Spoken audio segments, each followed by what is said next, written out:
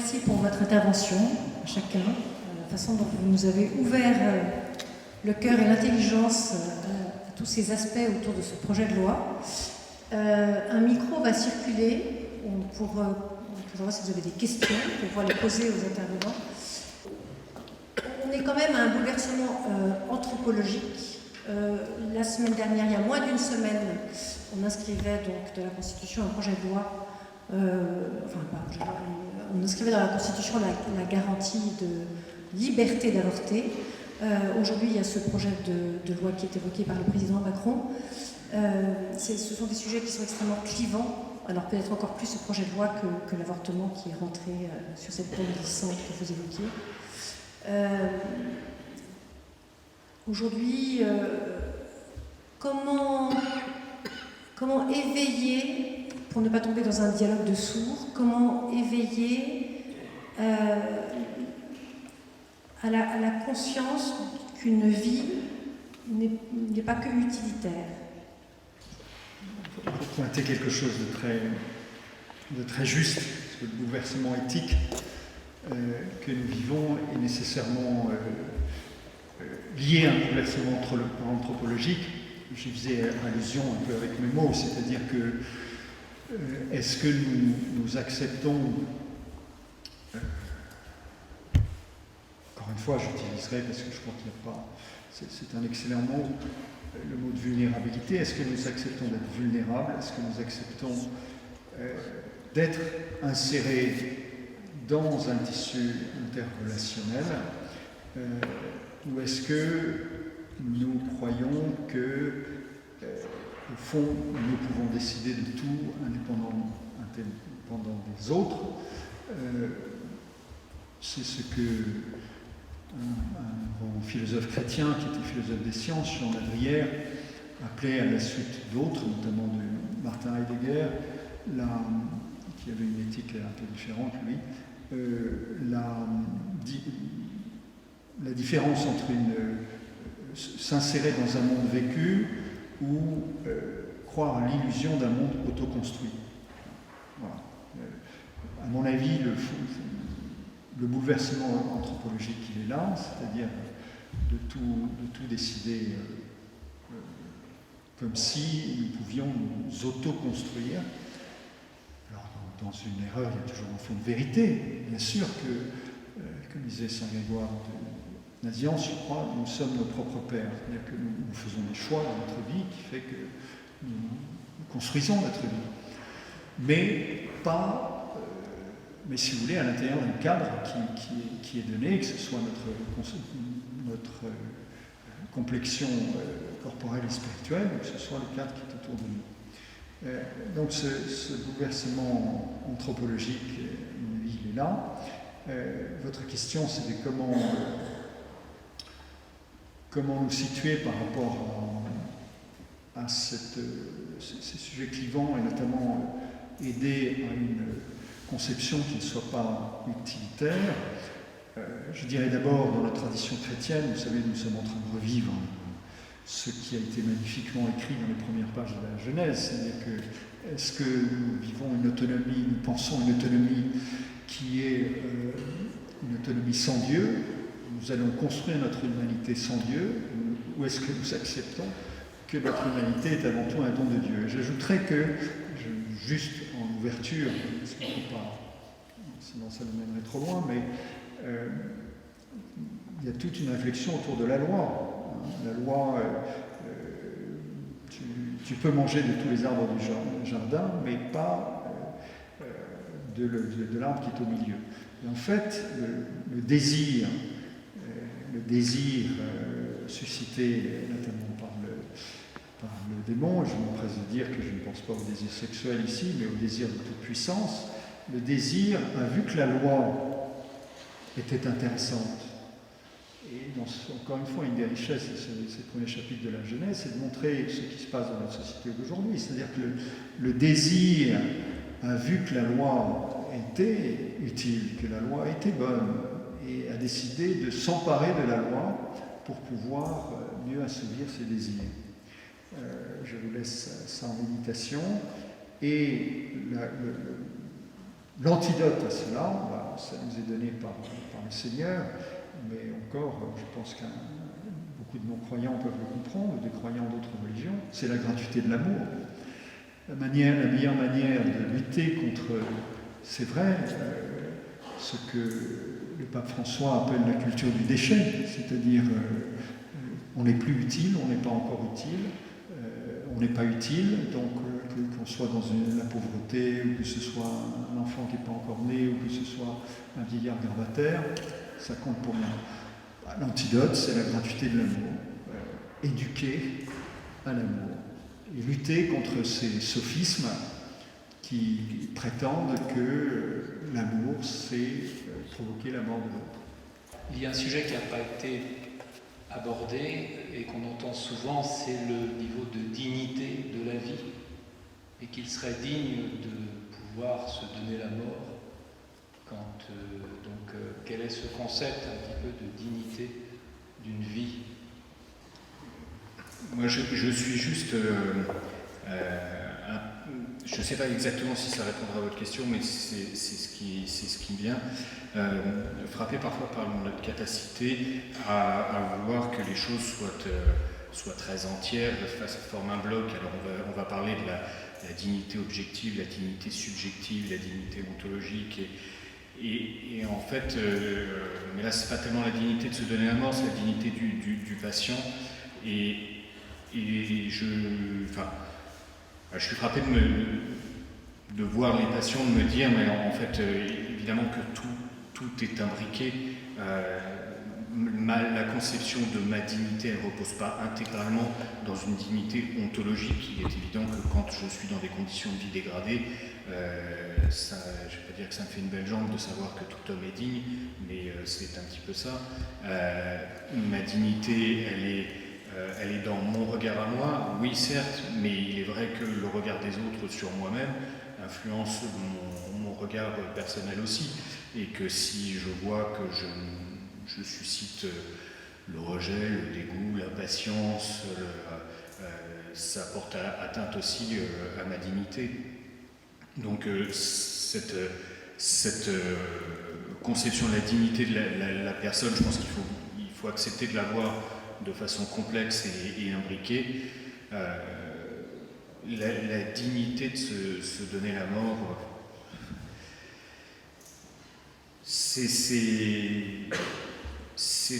ça me choque davantage parce que ça veut dire en creux, parce que ça laisse penser que ceux qui continueraient à vivre leur vie jusqu'au bout ne feraient pas un choix digne.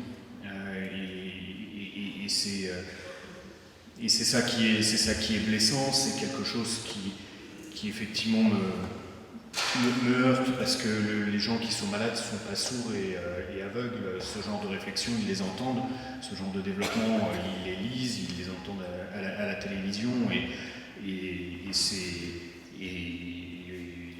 ça contribue à leur sentiment de dignité, ça contribue aussi à leur décision. Mais voilà. La dignité vraiment de se donner la mort, je trouve qu'en plus par moments c'est de la forfanterie. Enfin, que ce soit le journaliste là qui me disait à 75 ans, je me suiciderais, que ce soit un proche qui me le disait et qui fort heureusement a changé d'avis en arrivant maintenant à ses 80 ans, c'est cette espèce de prétention à défier la mort, à voir la mort en face et à prétendre mener un duel. Je préfère l'humilité de ceux qui vivent ce qu'ils ont à vivre, mais après je vous réponds pas véritablement sur la dignité de se donner la mort, mais plus sur la dignité de la personne. Je vais redescendre un tout petit peu par rapport à tout ce qui a été dit. La loi Leonetti, quels sont ses défauts? Et en fin de compte, est-ce qu'il y a une amélioration possible? Et moi, ma deuxième crainte, c'est que le serment d'Hippocrate que j'ai prêté, est-ce que ça sera la prochaine modification dans la tête du président?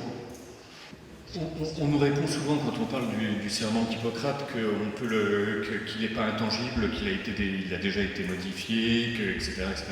Et c'est vrai que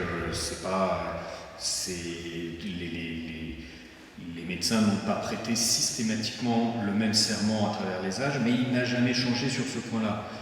Et effectivement, je ne provoquerai pas délibérément la mort, je ne donnerai pas de poison à celui qui me la demande. Et je ne sais même plus comment ça se conclut, mais je crois que c'est quand même assez terrible pour ceux qui enfreindraient le serment. Et oui, ils le changeront peut-être. Après tout, je veux dire que quand on pense que tout est à sa disposition, peut-être changeront-ils la formule. Je ne vois pas comment on pourrait continuer de prêter le serment de ne pas provoquer délibérément la mort et d'être un médecin qui aujourd'hui vit dans ce système. Mais on n'oubliera pas simplement que ça fait 25 siècles que la sagesse médicale disait l'inverse. Et que ça n'est pas un hasard si pendant 25 siècles on a considéré que c'était sage, même si je pense que la tentation était quand même bien plus forte avant, quand on n'avait pas le même souci de la douleur, et il suffit de penser à des années qui ne sont pas si éloignées que cela de nous. La tentation effectivement de provoquer la mort était là, et pourtant on s'en tenait à ce serment. Et pour ce qui est des lois Leonetti, dire qu'une loi est sans défaut, c'est certainement pas. La question c'est toujours aussi que une loi a nécessairement quelques effets de bord, elle a nécessairement quelques inconvénients. Et effectivement, cette loi ne répond pas à la demande de ceux qui veulent mourir. Jean Leonetti dit d'ailleurs, c'est une loi pour les personnes qui vont mourir, pas pour les personnes qui veulent mourir. Donc oui, elle ne leur répond pas positivement à ces gens-là. Mais leur répondre positivement, on voit que cela crée d'autres effets de bord. Donc en fait, il y a les questions de principe, et puis si on descend un peu des questions de principe, prosaïquement, quels sont les effets de bord qu'on veut choisir ? Le fait qu'une personne soit susceptible de continuer à souffrir, mais si on se donnait la peine de généraliser les soins palliatifs, on est capable de répondre à ça, ou l'effet de bord qui veut que des personnes recevront une euthanasie ou iront dans un suicide assisté qui n'était pas, qui n'est pas nécessaire, et qui heurtera la personne, les proches, les soignants. Moi, il me semble que, c'est ce que j'ai essayé de dire, qu'au-delà, je n'ai pas trop développé la question de la sédation profonde et continue maintenue jusqu'au décès, mais le fait est que l'on a, outre tous les traitements de la douleur, et moi je suis pas médecin, je ne sais pas les détailler absolument, mais je suis quand même témoin de ce qui se pratique. Il y a effectivement cette possibilité, lorsque le pronostic vital est engagé à court terme, d'être en somme, de anesthésié. C'est Jean-Marie Gomas, que vous connaissez peut-être, qui est médecin et qui, je crois, était professeur en la matière, et qui me dit, bon, si tu veux vulgariser, c'est une anesthésie générale. Alors on vous dit, on n'a pas de garantie que la personne ne souffre pas dans une sédation profonde et continue.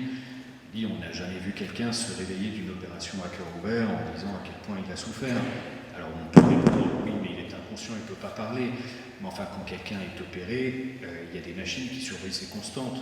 Donc si cette personne subissait une douleur particulière, ça se verrait, et si c'est pas sur les machines, ça se voit sur la crispation du visage. Donc voilà, on le saurait s'il y avait de la souffrance. On vous dit aussi, ça c'est un des grands arguments des promoteurs de l'euthanasie, on vous dit aussi, oui, mais il y a des sédations qui ne fonctionnent pas, il y a des réveils. Il se trouve, mais c'est pas vous que je vais l'apprendre, mais que la médecine est effectivement une pratique humaine. Bon, voilà, il y a des choses, il y a des pratiques qui fonctionnent moins bien, et on parle beaucoup moins des euthanasies qui ne fonctionnent pas. J'ai un ami journaliste qui est allé en Belgique, qui m'a parlé d'une infirmière qui lui disait on était en salle de réunion, tout d'un coup il y a la chambre 7 qui a sonné. La chambre 7 n'était plus censée pouvoir sonner. Donc il a fallu retourner dans la chambre 7, terminer l'euthanasie de la personne. Dans le pré-projet de loi, on prévoyait ce qu'ils avaient osé appeler un secourisme à l'envers. C'est-à-dire qu'on fait le suicide assisté ou l'euthanasie, et puis il y a un soignant dans la pièce d'à côté qui attend et qui vient pour terminer si ça n'a pas marché. Si on le prévoit dans le projet de loi, c'est qu'on sait bien qu'en pratique, ça arrive. Ça arrive que l'euthanasie ne fonctionne pas. Donc voilà, on peut vouloir faire autre chose, mais moi, et je ne sais pas pour vous, je préfère être réendormi d'un acte qui n'a pas marché que de me tuer. Et pour les proches aussi. Oui, je voudrais dire qu'en fait, il y a une mort pour chaque individu et un accompagnement de la mort pour chaque individu. Et que chacun vivra une expérience complètement différente. Et qu'on ne peut pas légiférer pour tout le monde de la même façon, que ce soit pour la fin de vie et l'euthanasie, ou que ce soit pour la non-euthanasie. Et que chaque cas est différent. Je pense qu'il y a une autre voie, et les soins palliatifs en étaient une. On a vu que les progrès qui ont été accomplis depuis 20 ans, peut-être qu'il y a une voie entre les deux qui peut encore être développée. Peut-être que la science nous aidera à avancer. Est-ce que vous pensez qu'il y a une voie intermédiaire?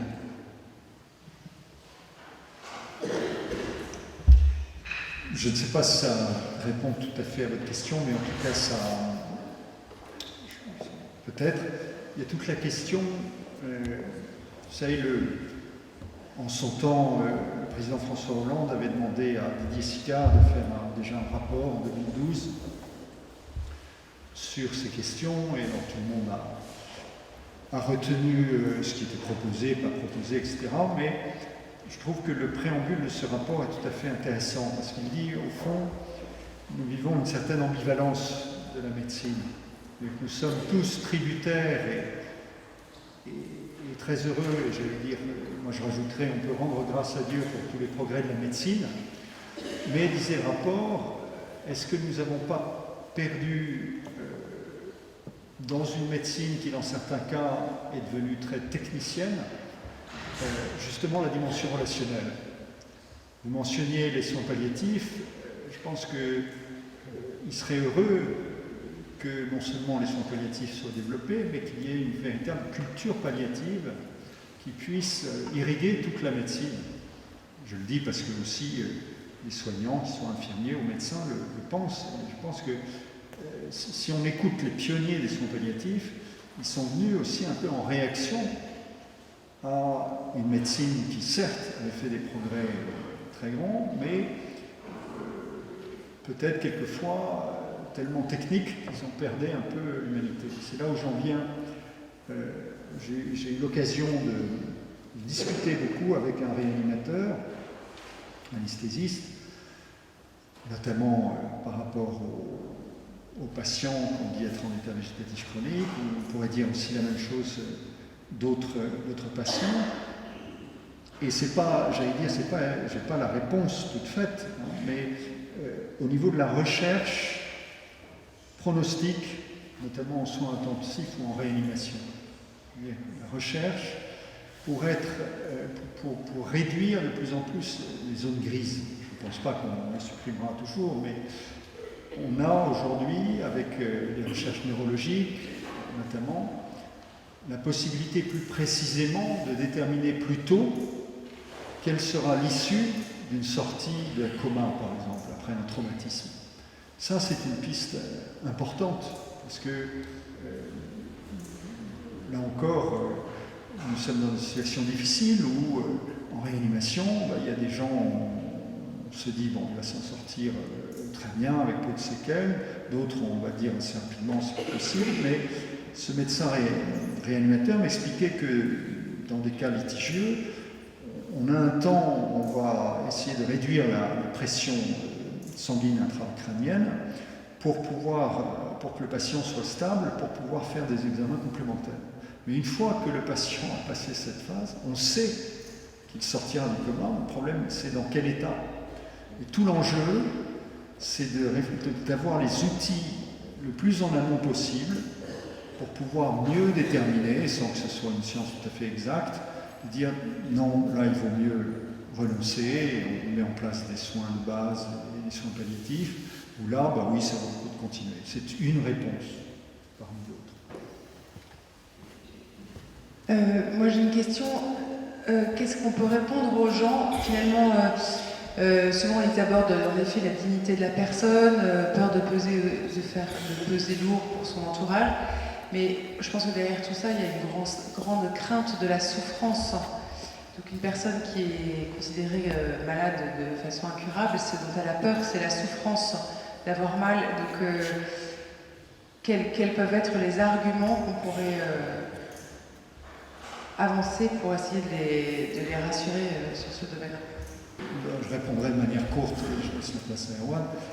Parce qu'aujourd'hui, on a fait quand même de grands progrès dans le traitement de la douleur.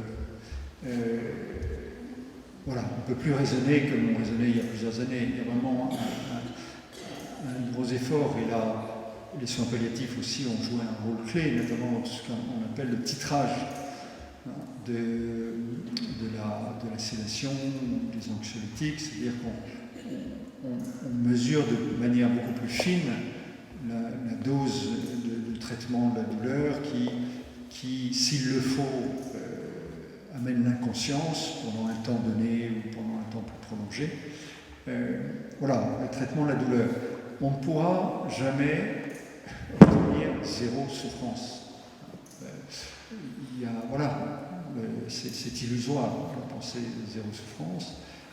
Ce que l'on peut affirmer, c'est qu'aujourd'hui, même si encore des tas d'équipes ont besoin d'une formation, le grand drame, c'est que dans le retard qui a été pris sur le plan de soins palliatifs, il y a aussi un retard sur la formation. Et on ne peut pas nier que dans certains endroits, malgré la bonne volonté des soignants, par manque de formation, il y a des gens qui souffrent, qui ne devraient pas souffrir, des gens qui meurent mal, qui ne devraient pas mourir de manière mais il y a des capacités aujourd'hui, vraiment, de traiter la plupart des douleurs. Il y a la fameuse douleur réfractaire, le projet de loi en parle aussi, et ces douleurs réfractaires, justement, dans le dialogue, il y a la possibilité de la sédation, qui est tout autre chose que de provoquer la mort.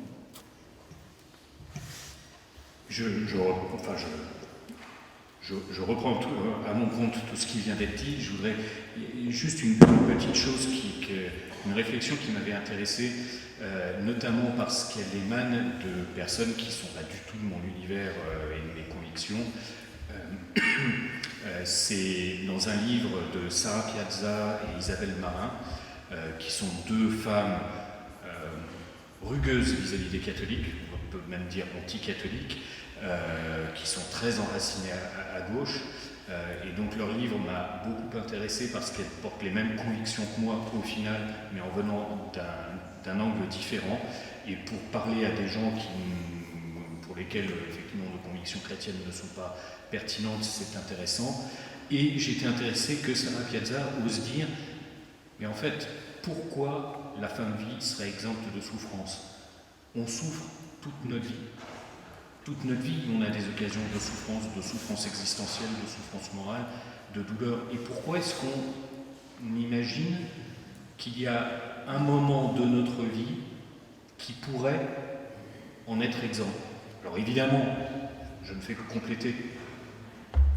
On ne dit ça que parce que avant il faut tout faire pour combattre tout ce que l'on peut combattre comme souffrance.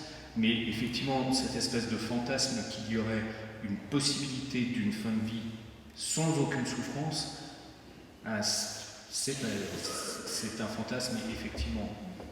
Bon, c'est peut-être d'un maniement délicat en fonction de votre interlocuteur, mais je trouvais que dans sa dimension provocatrice, le propos n'était pas inintéressant.